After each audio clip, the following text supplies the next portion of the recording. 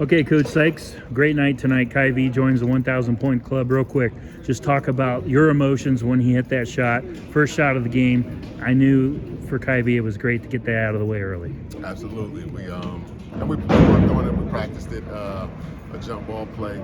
We executed it. The guys set the screens where they were supposed to. Kyvie got out. He was able to finish that initial play, and we wanted to be able to get it in and not necessarily get it out of the way. We wanted to make sure we got that done for him pretty quickly in the game, so that we could lock in and focus on what we needed to do to win a conference game at home. So 9 players now on that list. He's been with you for 4 years. He's been starting for you for 4 years. You almost got to be his You're his basketball. You're his basketball dad. Talk about the emotions for you personally, seeing Kai V through his career and finally getting to this moment. Oh, it's a big deal because he's improved so much every year. Every year he's taken the steps that he's needed to take. He's improved a little bit each year, gotten a little bit better. Over this last summer, he's worked a lot on his conditioning and his body, and he's improved his perimeter shooting, and he's also improved his ball handling, and he's been our point guard this season. So I'm super proud of him as his coach, and excited for him to join the club, the 1,000 point club, and we know the sky's the limit for him. At some point this season, we hope that he'll pass me and pass a few other guys on that list. So the sky's the limit for him. He's a great kid, does it the right way. So big expectations for him with this team, and we know he's got broad shoulders and he can handle it.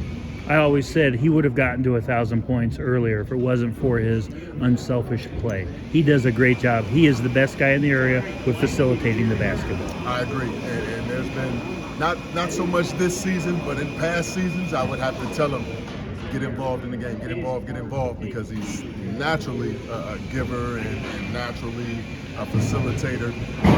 So sometimes he can not be as aggressive offensively, but he's grown and he's figured out exactly when and where he should put his foot on the pedal, when he needs to back up, when he should be a facilitator or a distributor, and that's another piece where he's really grown and he's showing his maturity. You had 2 weeks to sit on that Lex loss. What did you learn from your team in that 2-week period to lead to this 3-game stretch of winning? That we do have some resilience. We're a tough group, and these guys want to be good.